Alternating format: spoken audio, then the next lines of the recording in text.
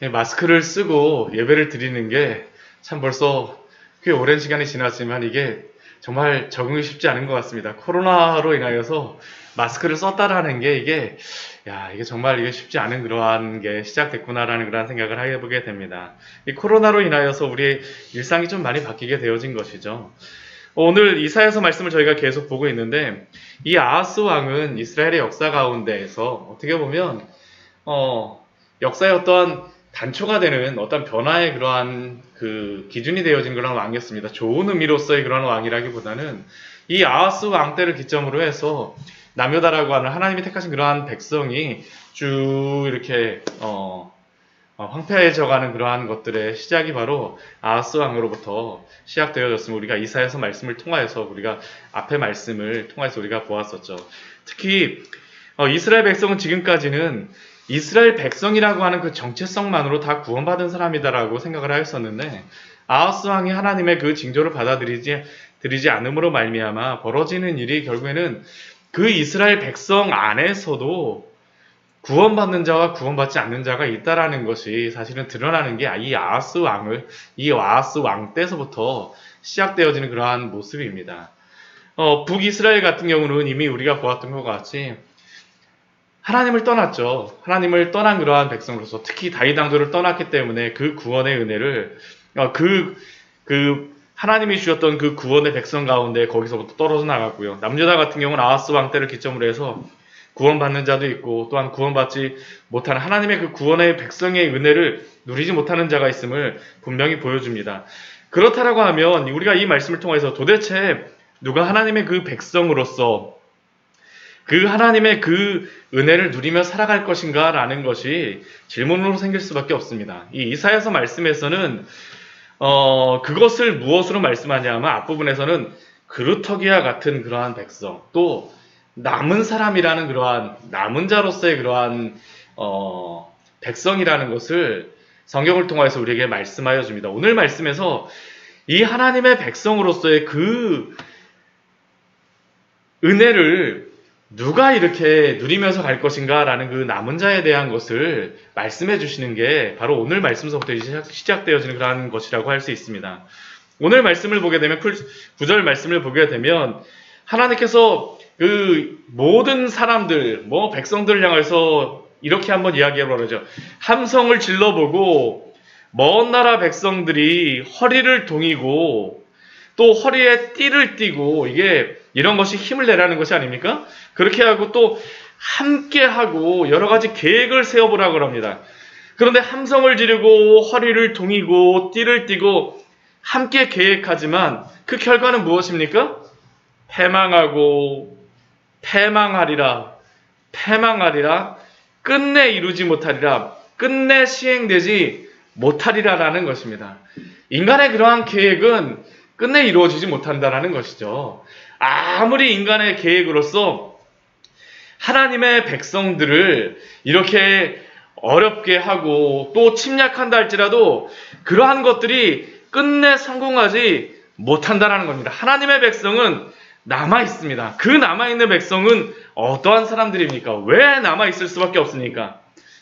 이는 하나님이 우리와 함께 계시기 때문입니다. 하나님이 함께 계시는 이 백성이 바로 하나님의 그 은혜를 누리는 백성이라는 것이죠. 앞에 우리가 7장서부터 계속 나왔던 그러한 단어가 임마누엘이라는 그러한 그 징조를 하나님께서 주시지 않습니까? 임마누엘의 백성이 바로 하나님의 그 은혜 가운데에서 그 어려운 가운데에서도 이방의 모든 민족들이 함성을 지르며 힘을 내며 계획을 도모하는 가운데에서도 끝까지 남겨질 백성이라는 것입니다. 우리 오늘 하나님이 우리와 함께 계심이라고 이렇게 나와 있는데요. 이게 히브리어는 무엇일까요? 임마누엘입니다. 임마누엘. 그러니까 히브리어 성경을 보게 되면 임마누엘이 지금까지 3번이 나오게 되는 겁니다. 이는 하나님이 우리와 함께 계심이니라. 함께 계시는 사람들은 하나님이 함께 계시는 사람들은 세상이 감당치 못해요. 하나님이 함께 계시는 그 백성들은 그 사람들이 보기에는 졸졸졸 천천히 흐르는 그 시냇물과 같지만 하나님이 함께 계시는 그 백성들은 하나님이 그 흘려주시는 그 물을 마심으로 말미암아 넘어지지 않죠. 쓰러지지 않죠. 그 사람들이 하나님이 붙잡아 주시는 그러한 백성들입니다. 우리 11절 말씀 보게 되면 여호와께서 강한 손으로 붙잡아 주시죠. 이사야도 바로 그러한 사람 아닙니까? 여호와의 강한 손으로 붙잡아 주시기 때문에 이 백성의 길로 가지 않는 겁니다. 하나님이 함께 해주시면, 하나님이 붙잡아 주시면 백성의 길로 따르지 않습니다. 우리가 얼마나 이 시대 가운데 세상 따르기가 얼마나 쉽습니까? 사람들이 이것이 맞다라고 하면 그냥 이 길로 다 쭉 가고, 저것이 맞다라고 하면 저기로 다 쭉 가는 시대 속에서 누가 좌나 우로 치우치지 않고 그 길을 가겠습니까? 하나님이 함께 하시는 백성입니다. 하나님의 강한 손으로 붙들어 주시는 그러한 백성입니다. 그 하나님의 백성들에게 오늘 하나님께서 당부하시는 그러한 말이 있죠. 두려워하지 말고 놀라지 말라라고 말씀하십니다. 우리 11절 말씀해 보게 되면, 우리 12절 우리 뒤에 말씀해 보게 되면 그렇게 말씀하죠. 그들이 두려워하는 것을 너희는 두려워하지 말고 놀라지 말라.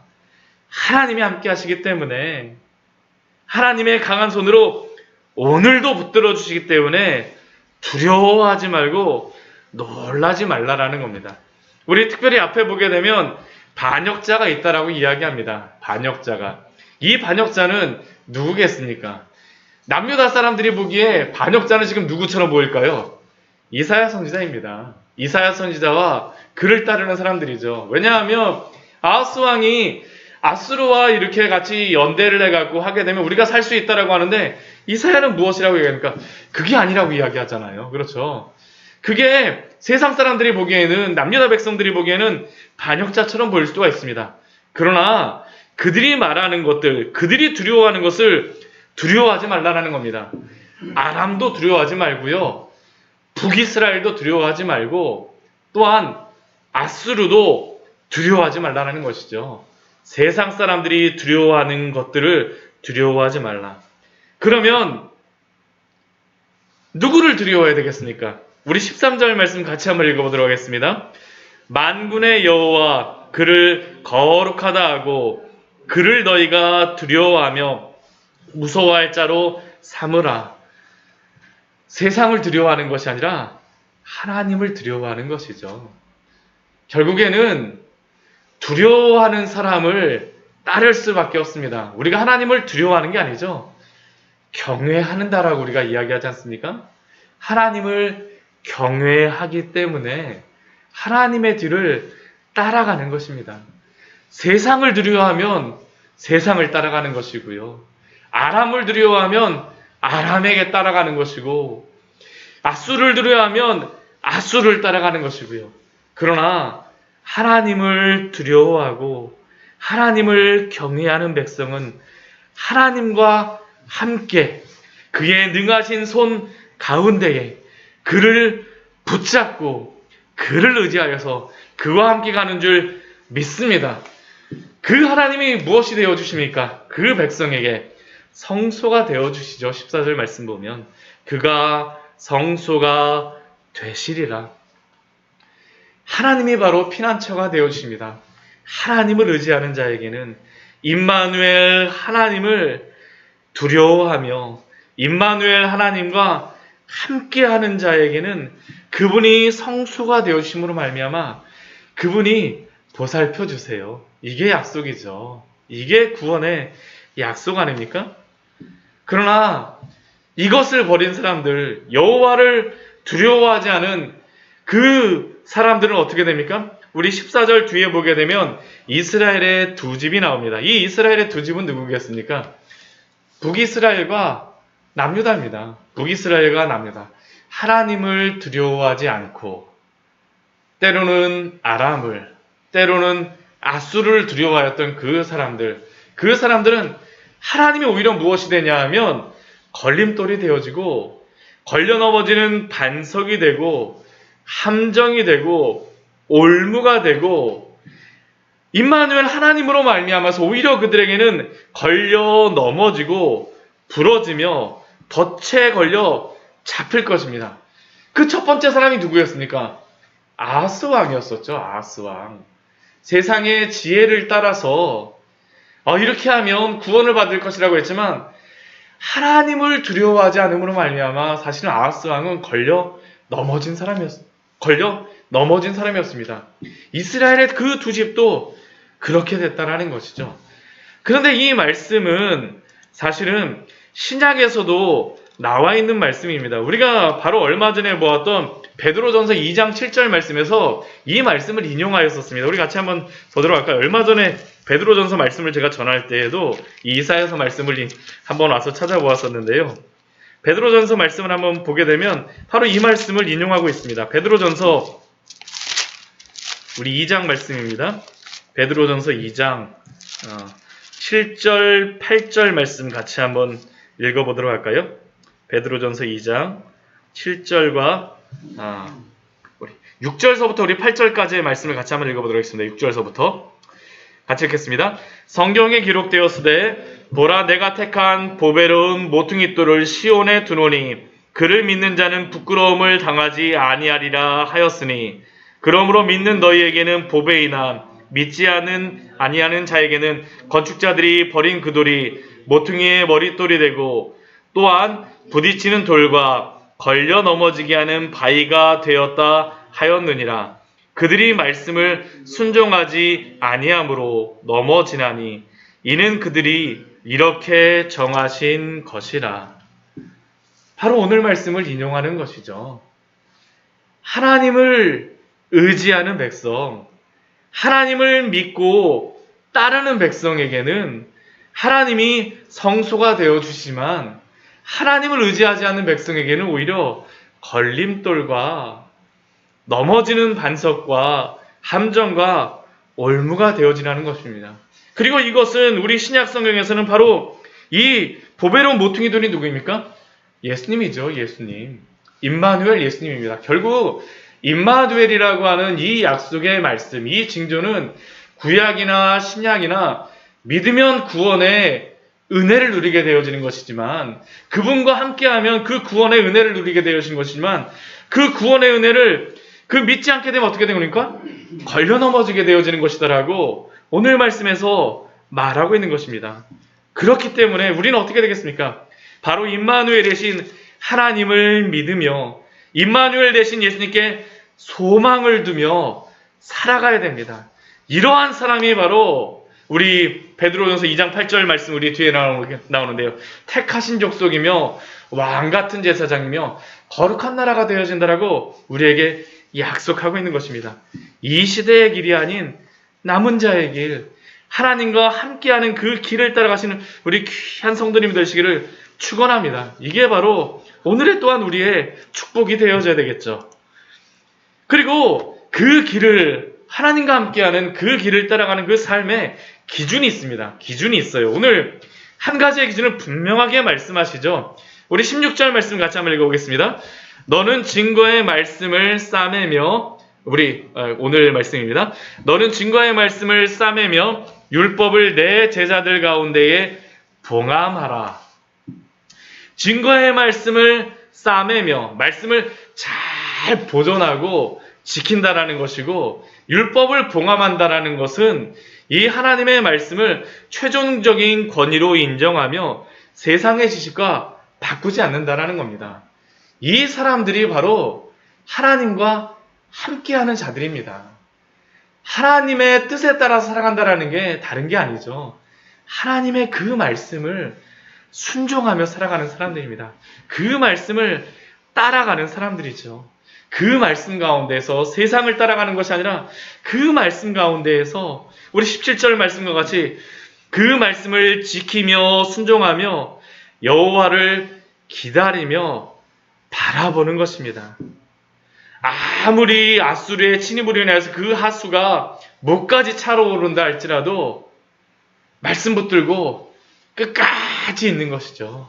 기다리며 그를 바라보리라. 그를 바라보리라. 흔들리는 세상 속에서 하나님의 말씀이 바로 흔들리지 않는 그 귀한 기준이 되어지는 것입니다. 기준이 되어지는 것입니다. 그래서 예수님의 제자로서 하나님의 제자로서 우리는 그분을 따라가야 되겠죠. 그러나 세상은 어떻게 하니까 우리 19절 이후의 말씀에 보게 되면 이렇게 말씀합니다. 어떤 사람들이 이 여러 가지 고난이 닥치는 이 상황 속에서 와서 이야기하는 겁니다. 어떤 사람들은 말하기를 주절거리며 속살거리는 신접한 자, 이 신접한 자는 귀신을 불러내는 그러한 사람입니다. 지금으로 치게 되면 뭐 무당과 같은 그러한 사람이라고 할 수 있죠. 무당에게 가서 한번 물어보아라. 아니면 그 뒤에 보게 되면 마술사에게 물어보라. 이 마술사는 점치는 사람입니다. 무엇인가를 아는 사람이라는 거예요. 무당이나 아니면 마술사에 가서 고난 가운데서 한번 물어보라는 것입니다. 하나님이 아니라 이들에게 가서 물어보라는 것이죠. 그런데 하나님께서 말씀하시는 것이 무엇입니까? 우리 19절 후반절 말씀을 보게 되면 산자를 위하여 죽은 자에게 구하겠느냐? 산자가 어떻게 죽은 자에게 가서 물어보겠냐라는 것이죠. 죽은 자는 죽은 자입니다. 죽은 자. 그런데 어떻게 그들에게 가서 물어봐서 알 수 있겠냐라는 것이죠. 그러면 성도는 무엇을 가지고 살아가야 됩니까? 우리 20절 말씀에 다시 한번 말씀하십니다. 마땅히 율법과 증거의 말씀을 따를지니. 세상의 그러한 질문, 세상에서 있는 그러한 여러 가지 것들을 질문하고 살아가는 것이 아니라 하나님의 율법과 증거의 말씀을 따르는 것입니다.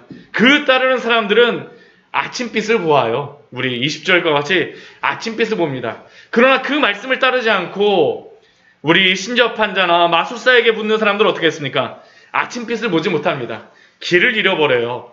우리 21절 말씀과 같이 헤매며 곤고하며 굶주릴 것입니다. 22절 말씀과 같이 흑암 가운데에서 항상 있을 것이랍니다. 무엇인가를 알고자 하지만 알지 못한다라는 것이죠. 오늘 말씀은 우리에게 다른 것을 말씀하지 않습니다. 우리가 이 세상을 살아가다 보면 여러 가지 고난도 당할 수 있죠.